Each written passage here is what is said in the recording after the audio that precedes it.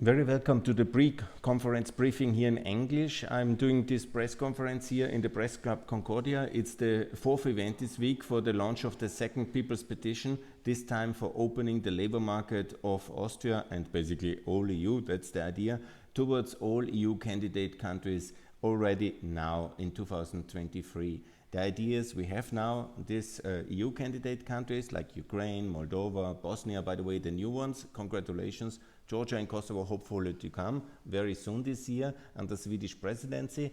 And the idea is now to go ahead and to open the labor market for all these countries immediately as the part of the economic integration ahead of the political integration, basically a parallel process where we do these things together and we do them fast and we do them effectively and efficiently by economic integration first, and then we move into political integration. And that's the way forward. That's how we can do it. That's how we can integrate Europe. And obviously, it's the labor market first. It's the customs union. It is the euro for all these countries. It is also then the infrastructure common debt financing by the EU for Ukraine for the reconstruction. It is obviously as well the customs union, the labor market, the euro, and the Schengen-like status for the 9 countries. And that is the better way than waiting for another 40 years or whatever this could take under Macron's vision. We need to be fast, we need to be efficient, we need to go ahead, and we need to work like this.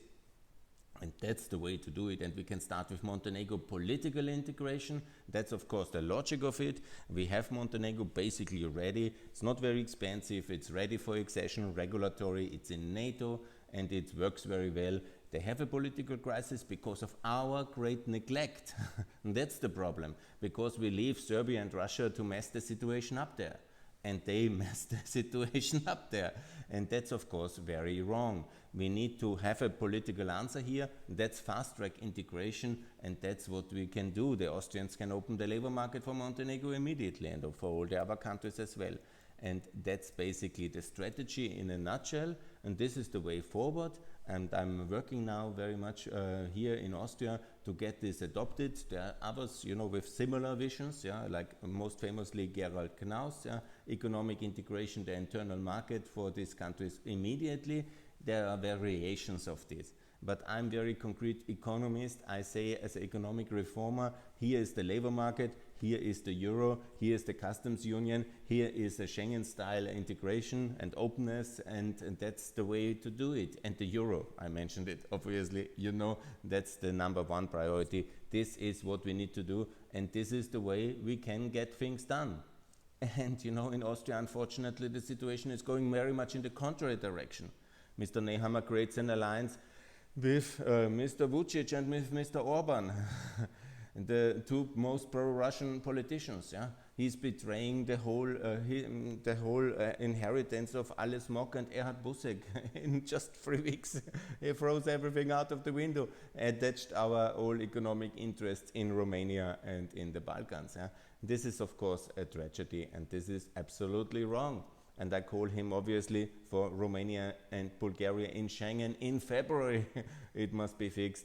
And obviously, we must get things done much faster, much more efficiently. Montenegro model works for all the countries, adopting the euro, joining NATO, staying with us in the war, and being rewarded. I mean, this is what we did with Greece in '81. Have you forgotten? Of course, it was an unstable, fragile country in the southeastern European periphery, and it, of course, was not ready for the European Union in some kind of dream world, and it got accepted, and it was very good, and it was very expensive, but it was much better for geostrategic reasons, and it worked very well. Ultimately, it has stabilized the region. Same true for Bulgaria and Romania, who have been so successful now in the last years, and they have reached 8 times more GDP in 20 years. Imagine how beautiful Austria would be if we reached similar levels of development.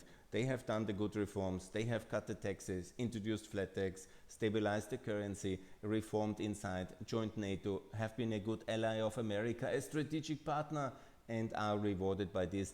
And we have not allowed them to be in the Eurozone, not in the OECD, not in Schengen.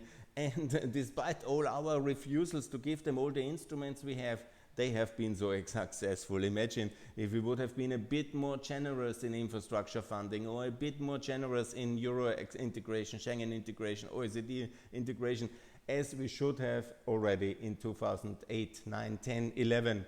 But we were busy with ourselves and with all our internal crises, and we have failed these countries, but now they are still so successful. Imagine how successful they would be. Imagine this one moment. And I'm calling here to repeat the success of this labor market opening, which already in 2004 I called faster labor market opening, because Austria had this terrible transition period of 7 years, and the Romanians and Bulgarians are now fully in our labor market. By the way, is this not so clear to Mr. Nehammer? It's not any kind of anti-migration measure. It's just serving Orban's agenda, what he did with Schengen. But they are in, and it works very well. It works very well. And the same must be done for the Moldovans, for the Ukrainians, for the Georgians, and also for the Serbs. Yeah? And of course, most Serbs are good people. They are not. They are taken hostage by the terrible government under no, it's not the terror regime that's wrong, but under the autocrat Vucic. And of course, also for Macedonia, Albania, and Montenegro, they are our NATO allies. It's Austria who is wrong, because it's not in NATO. And this must change, and this must change very fast. Yeah? So I'm calling for Austria to join NATO, to be a solidarity-based member in responsibility with moral standing, and obviously also Sweden to join the Eurozone. By the way, it's not so complicated. Yeah? We have certain institutions, we have certain tasks ahead. This is NATO, EU, OECD, the WTO, of course, yeah. And of course, it's our internal institutional framework, like Schengen and Eurozone and the recognition of Kosovo. And all countries have to do that. Yes. It's quite simple, and it's not complicated, and there is no reason for Sweden to stay out of the Eurozone. There is no reason for Poland to do that, for Hungary. There is a reason, you know, that's Russian influence, and that's manipulation of the currency, that's making their own people poorer, and the people around the government richer.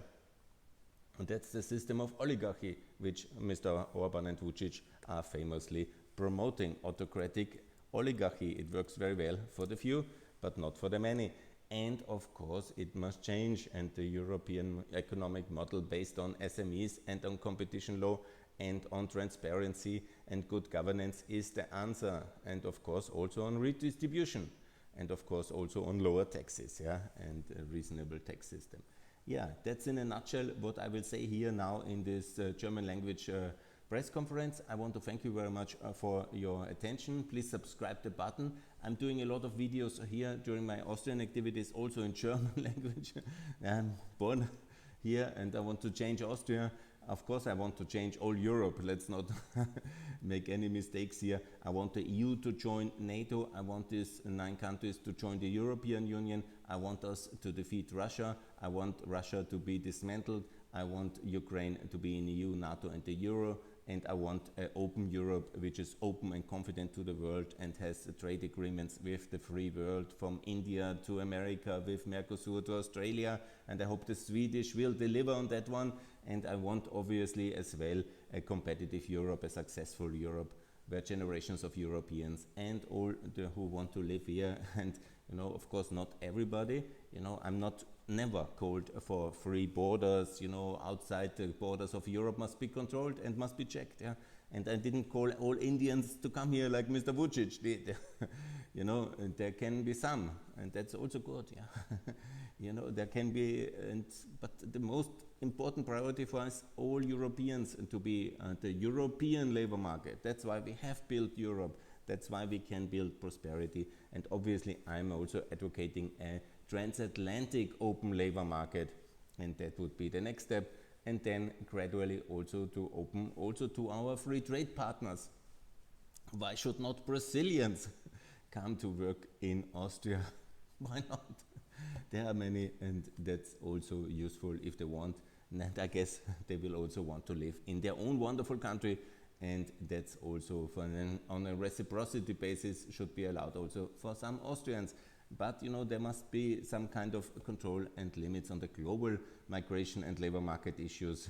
There is many other issues which I will discuss, but on this press conference, in this second part of my campaign, After Austria joined NATO, I made now 3 months campaign. I continue that obviously, but then I will add also the labor market and the European topics, and then I will add also the trade topics with all the free trade agreements, which we have to conclude now very fast.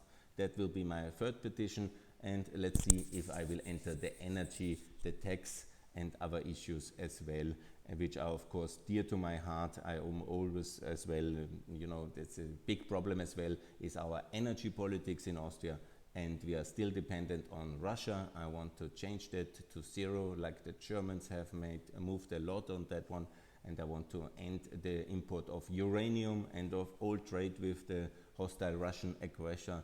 And I want also to make that very, very, very clear that we have a good tax policy, low, flat, absolutely, like Romania, like Bulgaria. Their success is the proof of that one, and many other countries as well.